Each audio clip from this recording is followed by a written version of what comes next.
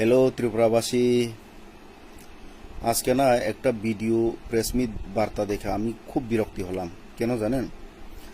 আমাদের রাজ্যের একজন মন্ত্রী বলছেন I am the minister of power, কিন্তু টিএসইসিএল কি করছে দেখার দায়িত্ব সরকারের নেই।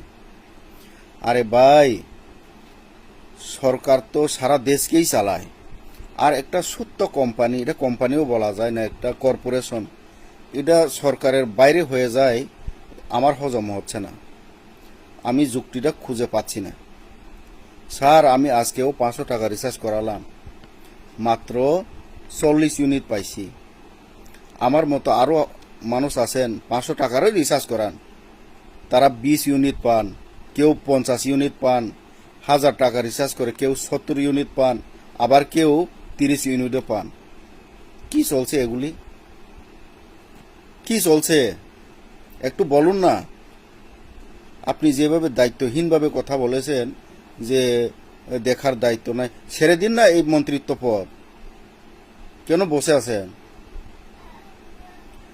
এই 500 টাকা দিয়ে আমরা আগে 2 মাস আমাদের ঘর চলতো। Same TV, same fan, same motor, same bulb. Bulb তো আমরা আগে 100 পাওয়ার বাল্ব জ্বালাতাম, আর এখন তো তোমার ওই যে এলইডি বাল্ব জ্বালাতাম, একটা 10টার সমান হয়ে গেছে। তাহলে তো তোমার ইলেকট্রিক বিল কমার কথা, কিন্তু না, এটা শুধু বাড়ছে। 1000 টাকা রিচার্জ করে 28 দিন পায়, ওই মোবাইল রিচার্জের মতো। আমার না এই সরকারের প্রতি না বহু প্রশ্ন করার বাকি আছে। এই দেখুন না, অখণ্ড ভারতের স্বপ্ন দেখিয়ে মানুষকে চীনের সেনারা অরুণাচল প্রদেশের প্রায় 100 কিলোমিটার জায়গা দখল করে ফেলেছে ভেতরে। এর কে বলছে? খুদ অরুণাচল প্রদেশের লোকেরা। কিন্তু ন্যাশনাল মিডিয়াতে যা দেখাচ্ছে এটা সব অসত্য কথা। কেন ভাই? পাকিস্তানের বেলায় আপনাদের 56 ইঞ্চ বুক হয়ে যায়, আর চীনের বেলায় 1.5 ইঞ্চি হয়ে যায়। এটা কিসের লক্ষণ? কিসের লক্ষণ এটা আপনার? রাম মন্দির নিয়ে আপনারা খুব গর্ব করে আমিও এজ এ ইন্ডিয়ান হিসেবে, এজ এ ভারতীয় হিসেবে আমিও গর্ব করি। কিন্তু সেই রাম মন্দিরে তো যত সব লুট করেছেন সব বিজেপির লোক, আরএসএস এর লোক, বিশ্ব হিন্দু পরিষদের লোক। ধর্মের নামের সব অধর্ম কাজ চলছে। যে মন্ত্রীদের নিয়ে আপনারা দেশ গড়বেন, এই করবেন, সেই করবেন, খুব গর্ব করতেন, যে মন্ত্রীরা ন্যাশনাল হাইওয়েতে জনসঙ্গম করছে। যে বিজেপি বলতো বছরে 2 কোটি চাকরি দেওয়ার কথা, এই সরকার আসার পর, বিজেপি সরকার আসার পর বেকারত্বের তথ্য দেওয়া বন্ধ করে দেয়। কি চলছে? 2 রকম চরিত্রে কোনো ভয় আপনাদের? কোথায় কোথায় বলে বিশ্বগুরু, বিশ্বগুরু। বিশ্বগুরু না, বিশ্বগরু। আমরা গরু মাংস এক্সপোর্ট করতে 2য় স্থানে আছি ব্রাজিলের পর সারা বিশ্বের মধ্যে।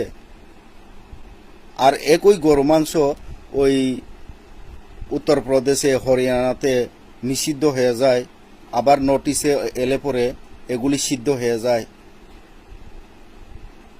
কি চলছে এটা? একটা কথাও রাখেন না আপনারা, সব বাউতাবাজি করছেন। আপনার সত্যরাজের ত্রিপুরাতেই দেখুন না, নেশা মুক্তির কথা বলে এখন নেশার করিডোর হয়ে গেছেন। খুদ চিফ মিনিস্টার এ কথাগুলি বলতে বাধ্য হচ্ছেন।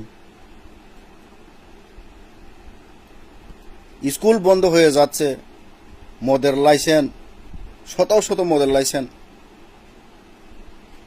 আমি তো বলবো রেশনের মাধ্যমেই দিয়ে দিন মদগুলি, যাতে করে ওই চাল ডাল নিতে গিয়ে 1 বোতল মদও নিয়ে আসতে পারেন, যাতে ত্রিপুরার মানুষ খেয়ে মাতাল হয়ে মরে যাগা।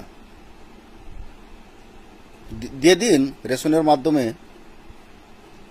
এত কি দরকার? আসলে মানে আমি বিজেপির সমর্থক না, এই জন্য একথা বলছি না। এগুলি প্র্যাকটিক্যাল, এটি হচ্ছে। ক্রাইম বাড়ছে আমাদের ত্রিপুরা রাজ্যের মধ্যে। জীবনের যে মান উন্নয়ন, এটা মানে আগের তুলনায় একদম বাজে অবস্থায় আছি আমরা। কোনোখানে আপনারা শান্তি পাবেন না।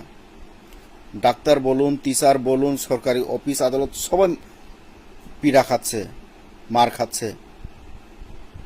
কন্ট্রাক্টর যারা কাজ করেন, নিজের পয়সা লাগিয়ে, নিজের পরিশ্রম লাগিয়ে যারা কাজ করেন, তারা ওই পার্সেন্টেজ দিতে দিতে তাদের বর্তা হয়ে গেছে। তারা মানে তারপরেও এই পার্সেন্টেজ দেওয়ার পরও মাথা ফাটতে বাধ্য হয় কন্ট্রাক্টররা। তাহলে আমরা কোন কোন রাজ্যে বাস করছি, কোন স্বর্গরাজ্যে বাস করছি আমরা? মানে একটাই কথাই বলবো, এর থেকে মুক্তি পাওয়ার শুধু একটাই উপায়, এই আঙ্গুল। এই আঙ্গুল কাকে রিপ্রেজেন্ট করে? গণতন্ত্রকে। আর এই গণতন্ত্রকে ভাঙার জন্য, আমাদের আঙ্গুলকে দুমড়ে মুচড়ে ফেলার জন্য সংবিধানের মধ্যে প্রতিনিয়ত নতুন নতুন পরিবর্তন আনছেন। সোশ্যাল মিডিয়াগুলি বন্ধ করছেন, সমস্ত প্রাইম ন্যাশনাল মিডিয়াগুলি কিনে নিজের পকেটে আওতায় নিয়ে নিচ্ছেন। সমস্ত তোমার সাহিত্য সংস্থাগুলি, সিবি, ইডি সবগুলি পকেটে ঢুকিয়ে নিয়েছেন। ইলেকশন কমিশন পর্যন্ত তোমার দলের একটা ব্রাঞ্চ করে নিয়ে যাচ্ছেন। তো বন্ধুগণ, এখনো দেরি হয় নাই, এখনো দেরি হয় নাই। না হয় আমাদের এই রাজ্য না, এই দেশ না কবে নর্থ কোরিয়া হয়ে যায় এটা সন্দেহ আছে। যে হারে পরিবর্তন হচ্ছে, আমাদের প্রধানমন্ত্রী দেশ বিদেশ ভ্রমণ করতে খুব ভালোবাসেন, খুব ভালোবাসেন। আমেরিকাতে গিয়ে ডোনাল্ড ট্রাম্পের সঙ্গে ড্রাম বাজাতেন, ওই মেলোডির সঙ্গে চকলেট খেতেন। একইভাবে 2016-তে যখন চীনে যায়, চীনের রাষ্ট্রপতি শি জিনপিংয়ের গ্রামে যখন যায়, তখন চীনে গিয়ে বলেন, কি বলেন জানেন? আমার দুর্ভাগ্য আমি চীনে জন্ম হইনি। এই কথা শুনে 2014 থেকে 2024 পর্যন্ত 25 পর্যন্ত প্রায় 20 লক্ষ মানুষ যারা আপার মিডল ক্লাস, তারা পার্মানেন্টলি ভারতের সিটিজেন ছেড়ে বিদেশে চলে গেছেন। কেউ ইউএস, কেউ এই যে ইউরোপ, এরা চলে গেছেন। এরা কোনোদিন আসবেন না। কি বলছেন তারা? আমরা যত ট্যাক্স দিই এই ভারতবর্ষে তার সুবিধা পাই না আমরা। বাস্তব। তো আমি এগুলি এ কারণেই বলছি, আমি বিরক্ত হয়ে গেছি ভাই, আমি বিরক্ত হয়ে গেছি এই বিজেপিকে নিয়ে। আমার কিছু মানে বিজেপি আসার পর আমি সিপিএম করি, এই জন্য আমার অসুবিধা হইতে আসে না, এরকম না। যারা বিজেপির সমর্থক তারা খুব বেকায়দে আছে, তারাও ইলেকট্রিক বিল দিতে হচ্ছে, তারাও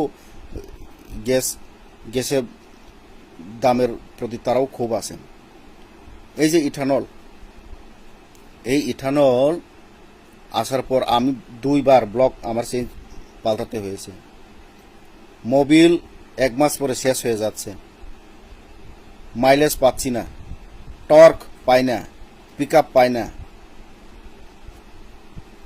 সুপ্রিম কোর্ট যখন তদারকি করে তখন বলে আমরা এটাকে পরীক্ষা নিরীক্ষা করছি, আর জায়গা পাইছেন না।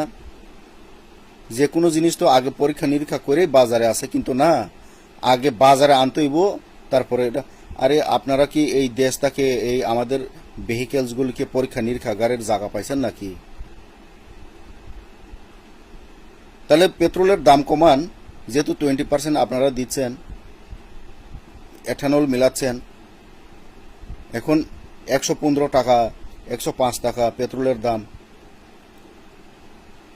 আমি মানে খুব বিরক্তিতে আছি ভাই। আমার মতো বহুজনরাই আছে, তারা কথা বলতে পারছেন না, কিন্তু আমি বলছি এই কারণে আমার সহ্য হয় না, এভাবে আমার চুপ থাকতে অসুবিধা হয়। সবাইকে ধন্যবাদ, সবাই ভালো থাকুন।